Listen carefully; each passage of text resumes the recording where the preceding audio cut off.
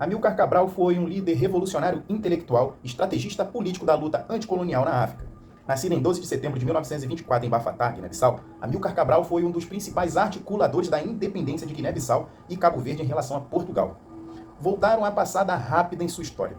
Filho de pais cabo-verdianos, Cabral cresceu em Cabo Verde antes de estudar agronomia no Instituto Superior de Agronomia de Lisboa, em Portugal. Durante seus estudos, tomou contato com outros intelectuais africanos e se envolveu em movimento anticolonial. Em 1956, fundou o Partido Africano para a Independência da Guiné e Cabo Verde, a PAIGC, que se tornou o principal movimento de resistência contra o domínio português.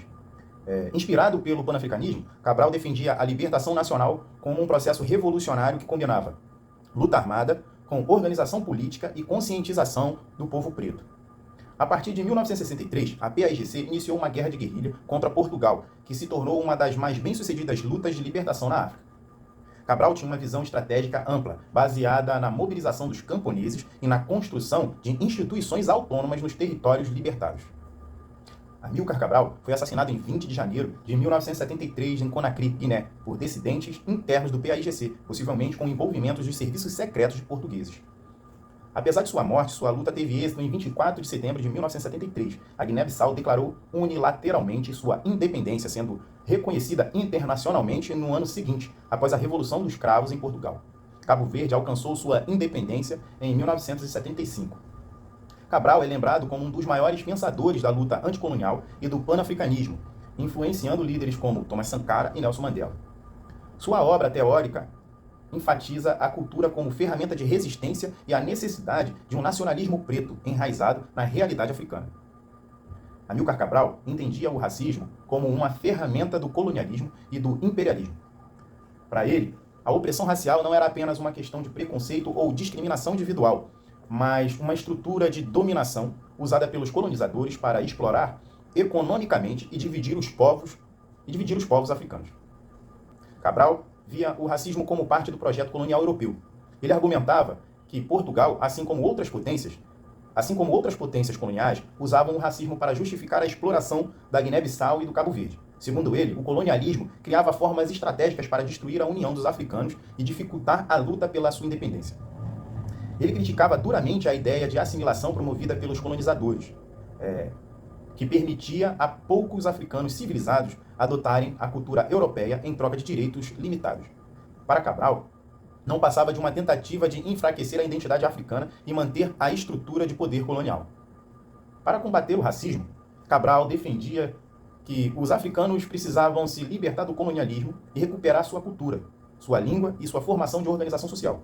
Ele afirmava que a libertação nacional não era apenas um ato político, mas também um processo de reafirmação da dignidade negra e africana.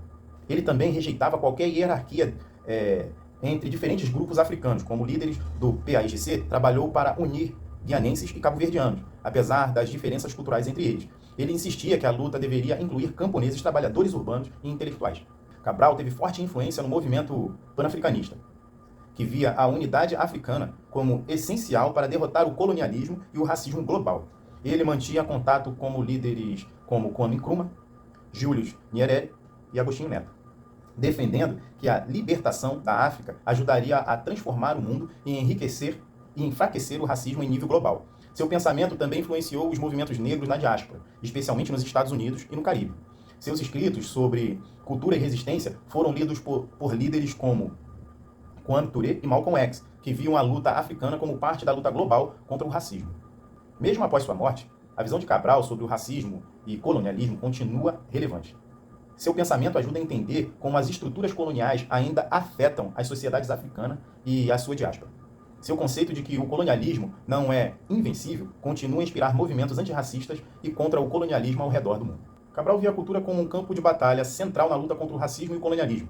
Ele argumentava que a colonização não era apenas uma questão de dominação política e econômica, mas também de destruição cultural. Segundo ele, os europeus tentavam impor suas línguas, religiões e valores para fazer os africanos se sentirem inferiores. Para combater isso, ele defendia a valorização das culturas locais, das línguas africanas e das tradições comunitárias. Ele dizia que enquanto a cultura de um povo não for destruída, esse povo pode resistir. Por isso, a PAIGC investiu em educação e na revitalização das línguas africanas nos territórios libertados. Cabral também fazia uma crítica ao racismo cultural, que via a civilização europeia como superior.